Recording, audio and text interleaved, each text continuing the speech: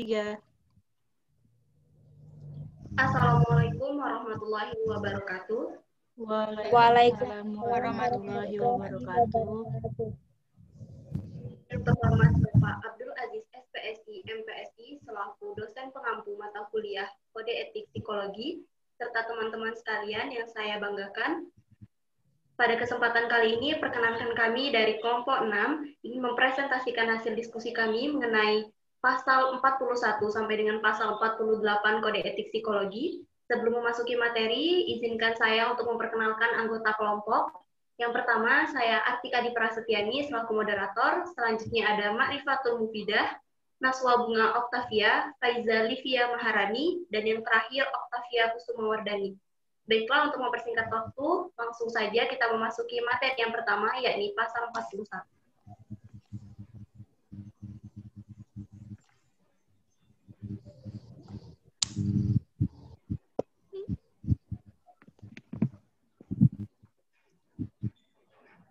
Pasal 41, pengungkapan informasi peserta pendidik dan atau pelatihan.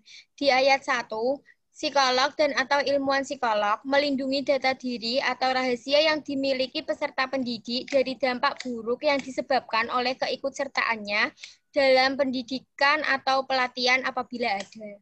Di ayat 2 ini, psikolog dan atau ilmuwan psikolog tidak meminta peserta untuk mengungkapkan informasi pribadi dan riwayat hidup yang berisi pribadi dalam kegiatan pelatihan dan pendidikan kecuali diperlukan untuk penanganan khusus. Di ayat 3, bila informasi pribadi harus diungkapkan, harus melibatkan psikolog yang terlatih dan melindungi peserta dari dampak buruk yang mungkin terjadi. Dari ayat-ayat tersebut, saya simpulkan dengan contoh seperti berikut. Hendri merupakan seorang psikolog dan Ani merupakan peserta didik. Hendri harus melindungi Ani dari masalah-masalah yang terjadi.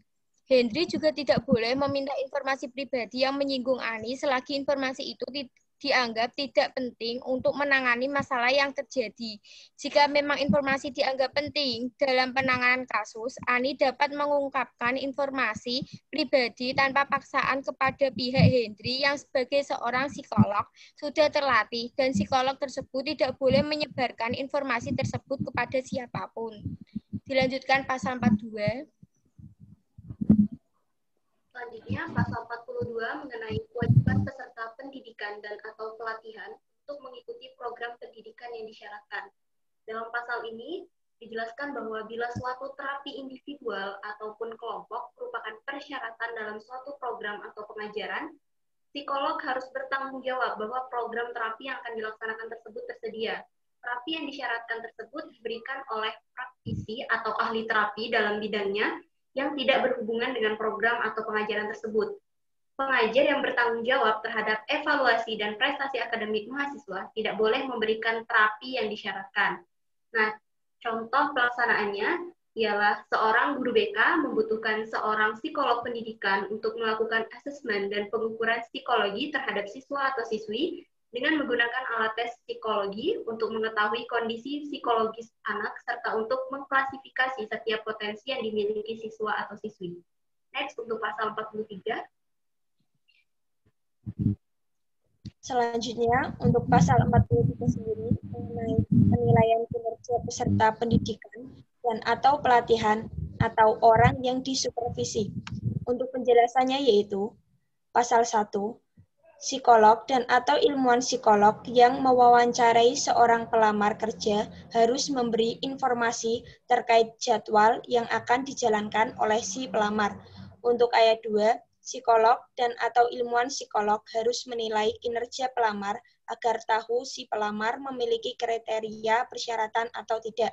Contoh dari ayat tersebut yaitu, Sehun adalah seorang psikolog. Suatu hari, ia menyeleksi karyawan untuk masuk kerja di sebuah perusahaan. Lalu, Sehun harus menetapkan proses spesifik dan berjadwal mengenai hari apa psikotes itu berlangsung, durasi tesnya, apa yang boleh dan tidak boleh dilakukan selama tes, dan informasi itu diberikan di awal sebelum tes dilakukan. Setelah pelaksanaan tes tersebut, psikolog memberikan scoring atau analisis dari hasil tes tersebut, apakah calon pelamar itu memenuhi standar atau tidak. Untuk selanjutnya, pasal 44.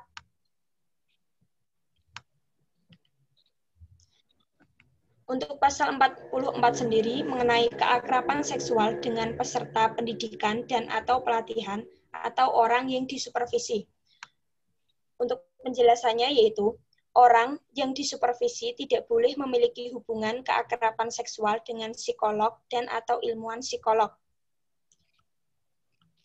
Untuk ayat 2, jika psikolog dan atau ilmuwan psikolog memiliki hubungan dengan klien sebelumnya, maka harus dialihkan pada psikolog dan atau ilmuwan psikolog lain yang memiliki hubungan netral dengan klien agar tidak terjadi kemungkinan-kemungkinan yang negatif.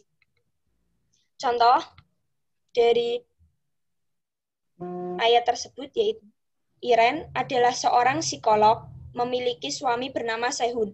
Suatu hari, Suho ingin melakukan psikotes. Ia melakukan psikotes kepada Iren, yang padahal mereka istrinya sendiri. Hal ini jelas melanggar kode etik. Agar tidak melanggar kode etik, kemudian Iren meminta kepada rekannya yang bernama Chen untuk memberikan psikotes kepada suaminya. Selanjutnya, pasal 45. Untuk pasal 45 sendiri, tentang pedoman umum. Penjelasannya yaitu, makna dari pasal 45 adalah, jika seorang psikolog dan atau ilmuwan psikolog melaksanakan penelitian, dia harus sedemikian rupa menyusun dan menuliskan rancangan penelitiannya sehingga dapat dipahami oleh pihak-pihak lain yang berkepentingan. Psikolog dan atau ilmuwan psikolog juga harus membuat melaksanakan, melaporkan hasilnya yang disusun dan harus sesuai dengan standar atau kompetensi ilmiah dan etika penelitian. Contoh dari ayat pasal tersebut yaitu, Dio adalah seorang psikolog. Dia ingin melaksanakan penelitian. Sebelum melaksanakan penelitian, Dio harus menyusun dan menuliskan rancangan penelitiannya agar dia paham oleh pihak-pihak lain, dan Dio juga harus membuat desain penelitian dan melaporkan hasilnya. Untuk selanjutnya, pasal 46. Pasal 46 tentang batasan kewenangan dan tanggung jawab. Menjelaskan tentang batasan kewenangan psikolog dan atau ilmuwan psikolog, yaitu dapat memahami batasan kemampuan dari kewenangan dalam masing-masing anggota tim. Psikolog dan ilmuwan psikolog dapat berkonsultasi dengan pihak yang lebih ahli dalam penelitian yang sedang dilakukan sebagai proses implementasi penelitian.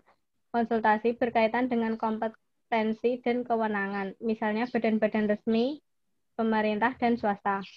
Contohnya, psikolog dan ilmuwan psikolog bertanggung jawab atas pelaksanaan dan hasil penelitian yang telah dilakukan, dan dapat memberikan perlindungan hak dan kesejahteraan kepada pihak yang terkait dalam penelitian tersebut. Selanjutnya, pasal 47.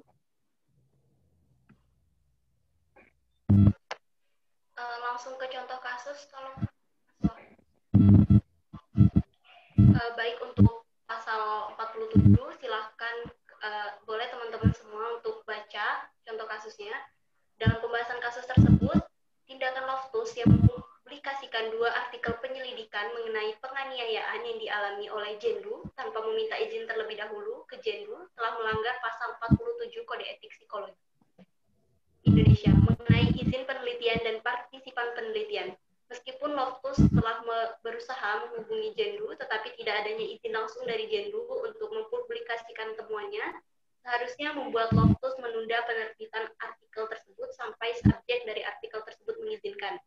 Nah, tentu saja contoh kasus ini melanggar pasal 47 Kode Etik Psikologi Indonesia, di mana dalam pasal 47 dijelaskan, dalam penelitian, psikolog harus memenuhi aturan hukum dan ketentuan yang berlaku dalam hubungan sebagai warga negara, baik dalam perencanaan maupun pelaksanaannya.